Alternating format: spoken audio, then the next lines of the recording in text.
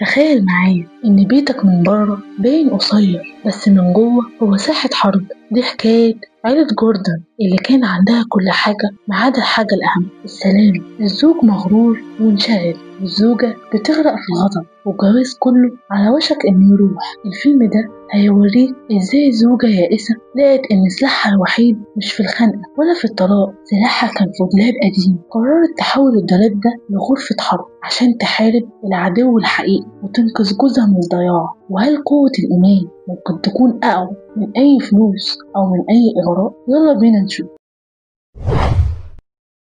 الحكاية بتبدأ بمشهد ممكن يخدع أي حد فينا. بنشوف بيت فخم جدا، حاجة كده من اللي بنشوفها في المجلات، جنينة واسعة وعربيات غالية راكنة قدام الباب. ما عندهمش مشاكل، دي عيلة توني وإيزي. بس توني ده راجل شغال في مبيعات الأدوية، ومش أي مبيعات، ده راجل نجم في مجاله ولسان بيعرف يبيع، ولسانه حلو جدا مع الزباين والدكاترة، وده خلاه يوصل لمستوى مادي عالي جدا. ومراته إيزي بس ست شيك وناجحة، شغلها في العقارات، بتبيع وتشتري بيوت، ودايما لبسها مظبوط، شكلها يدي انطباع إنها ست مسيطرة على حياتها تماما. ومعاهم بنتهم الصغيرة دانييل اللي بتبان زي أي طفلة عندها كل اللعب اللي بتحلم بيها. بس زي ما بيقولوا البيوت أسرار، بنكتشف إن الصورة الحلوة دي وراها جحيم محدش دريان بيه. توني اللي بيبقى لسانه حلو مع الزباين بيتحول لشخص تاني خالص جوه البيت، شخص بارد أناني ومغرور. الراجل ده شايف إن دوره في الحياة إنه يجيب فلوس وبس، وإن الفلوس دي بتديه الحق إنه يعمل أي حاجة وما يتسألش عن أي حاجة. بنشوفه دخل البيت ماسك تليفونه، عينه مش بتتشال من عليه، كأن مراته وبنته دول شفافين وهو مش شايفهم أصلا. إيزي بس بتحاول تكلمه،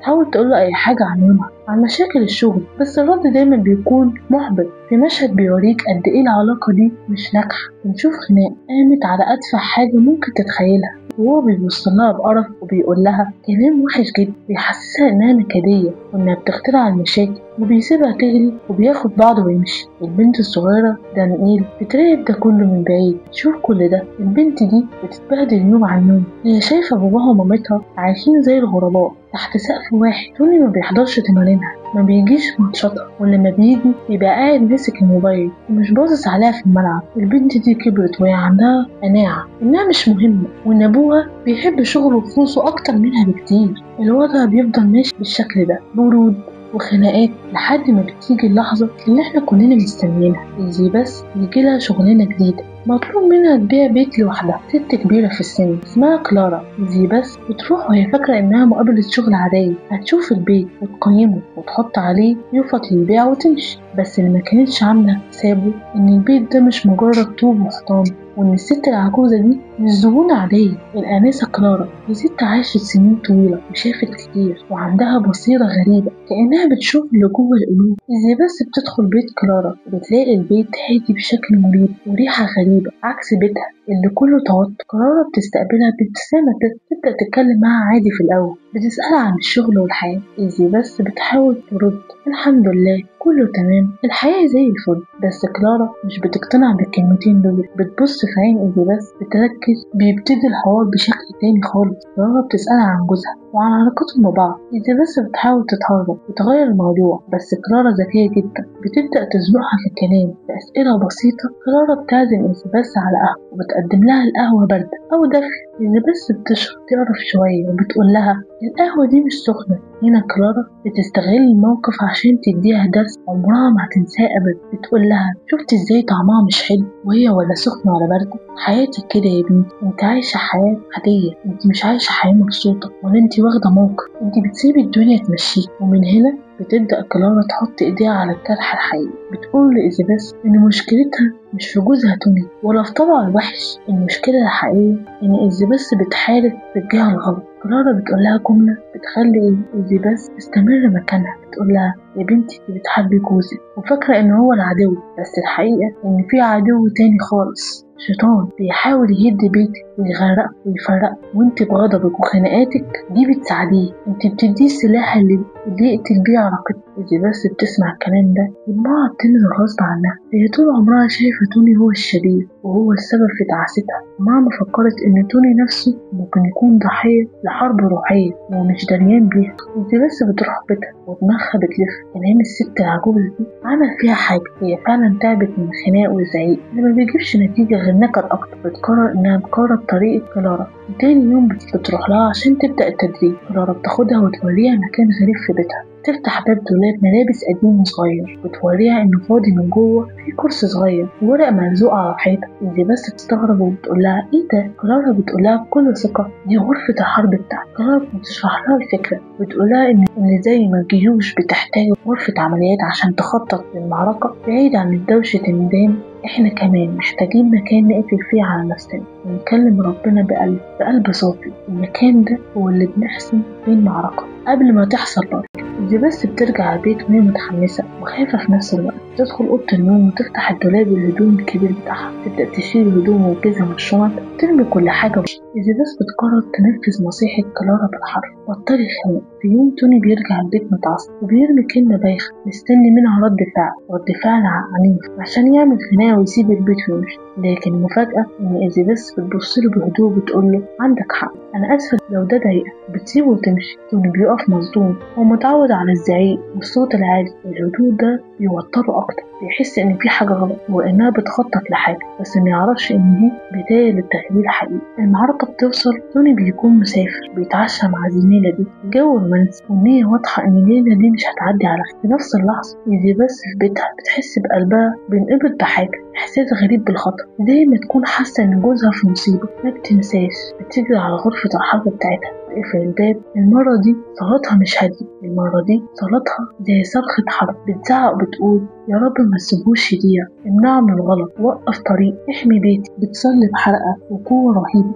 بياخد بعضه ويجري لمطعم لأنه هربان من عفريت. هو نفسه مش فاهم ايه اللي حصل، بس احنا عارفين ان دي كانت نتيجة الحرب اللي دارت في الدولاب الضلمة. توني بيرجع البيت ليلتها وهو مش على بعض، ساب عربيته الفخمة ودماغه بتودي وتجيب. هو مش فاهم ايه اللي حصل في المطعم، ومش فاهم القوة الغريبة اللي صدته ورجعته. بيدخل البيت ومتوقع يلاقي بس مستنياه بخناق أو بتسأله كنت فين، لكن بيتفاجئ بحاجة غريبة جدا. البيت هادي، إيزي بس نايم، بس ملامحها مرتاحة، في عينيها دم. الهدوء ده بيوتر توني أكتر من السرير، بيحسسه إنه غريب في بيته وإن مراته بقت في حتة تانية هو مش طايلها. تاني يوم الصبح توني بيروح شغل وبيحاول ينسى اللي حصل، ويرجع لشخصية المدير الناجح المسيطر. يدخل الشركة، السكرتيرة بتبلغه إن المدير الكبير عايزه في مكتبه حالا. توني بيدخل وراسم ابتسامة صفرا، فاكر إنه هياخد ترقية أو حاجة، لكن بيلاقي وش المدير مقلوب وجنبه محققين. إن توني ركبه بتخبط في بعض. المدير بيرميله ملفات على المكتب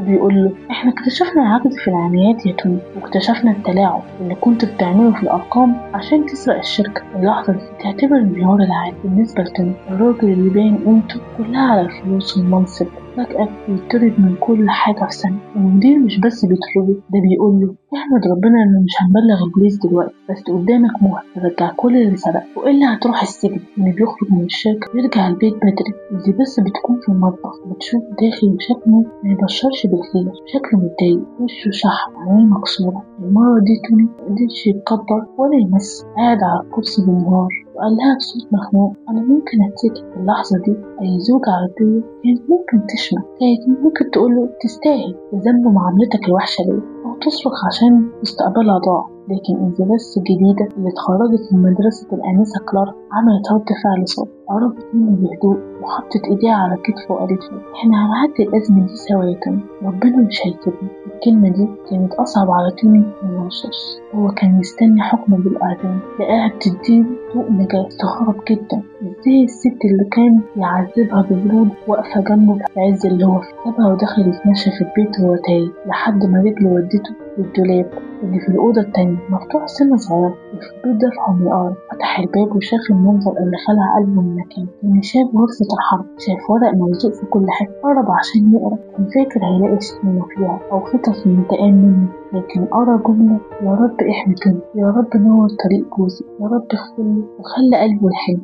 شاف اسمه مكتوب في كل سطر وحب وخوف عليه، ما قدرش يمسك نفسه، وقع على ركبته جوه التلاب، قعد يعيط زي الأطفال. أدرك إن في اللحظة دي إنه كان عايش في وهم، إنه كان بيحارب الست الوحيدة اللي كانت بتحارب عشان. أدرك قد إيه هو كان صغير وأناني، وقد إيه هي كانت عظيمة. وصبر. المشهد ده لحظة توبة توني الحقيقية. لما إليزابيث دخلت عليه لقيته بيعيط في الدولاب، عرفت إن صلاتها استجابت. توني بصلها ودموعه مغرقة في وشه وقال لها: سامحيني، أنا آسف على كل حاجة، أنا كنت أعمى. المرة دي الاعتذار كان طالع من قلبه بجد، مش مجرد كلام. من هنا بتبدأ رحلة توني الجديد. توني بيقرر إنه لازم يصلح علاقته بربنا الأول وعلاقته بعيلته ثانيا، وبيعتذر لبنته دنيين، بيوعدها إنه هيبدأ يهتم بيها واحدة ماتشاتها. والبنت بتطير من الفرح إن باباها رجع ليها تاني. بس لسه في مصيبة كبيرة: السجن والسر. اللي بيقرر إنه لازم يكون أمين للنهاية حتى لو كان التمن هيكون حبيبته. بيجمع العينات اللي كان سارقها ومخبيها في البيت، وبيقرر يروح يرجعها للشركة ويعترف بكل حاجة للمدير ويسلم نفسه المصير. بس بتكون خايفة عليه جدا، بس بتشجعه إنه يعمل الصح عشان يرضي ضميره وربنا. توني بيروح لمديره السابق، بيدخل عليه المكتب ومعاه الحاجة المسروقة. المدير بيبصله وبيقول له: انت جاي ليه؟ عايز تترجاني؟ توني بيرد عليه: لا، انا جاي ارجع الحق لاصحابي، وجاي اقول لك اني غلطت، مستعد اتحمل اي عقاب. المدير بيستغرب جدا، ومتعود ان الحرامية بينكروا او يهربوا، لكن واحد بيجي يعترف ويسلم نفسه دي حاجة غريبة. انه بيسيب الحاجة وبيمشي ومستني البوليس يجي يقبض عليه أي لحظة. الأيام بتعدي تقيلة جدا على العيلة، كل دقة باب يفتكروها الشرطة. بس توني بيقضي الوقت ده كله في غرفة الحق، بيصلي عشان معجزة. وفي يوم التليفون بيرن، المدير بيكلم توني. توني بيرد عليه: توني، احنا رجعنا الحسابات ولقينا انك رجعت كل حاجة. الشركة قررت انها مش هترفع عليك قضية. توني مش مصدق نفسه، بيسأله: ليه؟ المدير بيسكت لحظة وبيقول له: بصراحة احنا عمرنا ما شفنا حد يعترف بغلطة بالشجاعة دي. احنا مش هنرجعك الشغل، بس مش هنسجنك. اعتبر دي صفحة جديدة في حياتك. توني بيقفل السكة وبيقع على الأرض ساجد وشاكر. المعجزة حصلت، ربنا نجاه من السجن. في اللحظة الأخيرة لما توني قرر يمشي صح، الفرحة بترجع تملى البيت من تاني. توني بيبدأ يدور على شغل جديد، أي شغل حتى لو بمرتب قليل، المهم إنه يكون مرتاح الضمير. بنشوفه بيشتغل في وظيفة بسيطة في مركز مجتمعي، بس وشه منور وبيضحك من قلبه، عكس لما كان مدير مكشر دايما. الست العجوزة اللي كانت السبب في كل ده بنشوفها واقفة في بيتها وبتبص من الشباك وبتصلي بصوت عالي بقوة بتهز المشاعر، بتدعي إن كل بيت يكتشف قوة غرفة الحق، وإن الناس تبطل تحارب بعض، تحارب الشر الحقيقي. كأن جيش من المصلين بيتكاثر عشان يغير العالم بالحب. يا جماعة، الفيلم ده مش مجرد فيلم ديني أو اجتماعي، ده كتالوج لحل المشاكل التعصية. الفيلم بيوصل لنا رسالة في منتهى الخطورة والأهمية: اوعى تحارب في المعركة، الشخص ده هو الضحية اللي محتاجة مساعدتك. سلاحك الحقيقي مش لسانك الطويل ولا صوتك العالي، سلاحك هو الخلوة، انك تصفي نيتك، تطلب المجد من اللي في ايده قلوب العبد، وان يصلح حاله لما مراته سابته لربنا وحبت الخير ليه بجد. وإذا بس ما ارتاحتش لما أثبتت إنها صح، ارتاحت لما بطلت تحاول تسيطر على كل حاجة. ودلوقتي جه دورك يا بطل. الفيلم ده علمنا إن التغيير بيبدأ من أوضة صغيرة وقرار صادق. عشان تواجه مشاكل حياتك ما تنساش تدعمني عشان تعيش القصة كأنك شايفها. محتاج منك لايك يقدر التعب، واشترك في القناة عشان نكبر عائلتنا نوصل 1000 مشترك قبل نهاية الشهر. اكتب لنا في الكومنتات ايه أكتر مشكلة في حياتك حاسس إنها محتاجة غرفة حرب عشان تتحل. نشوفكم في حكاية جديدة وفيلم جديد. سلام، خليك قريب.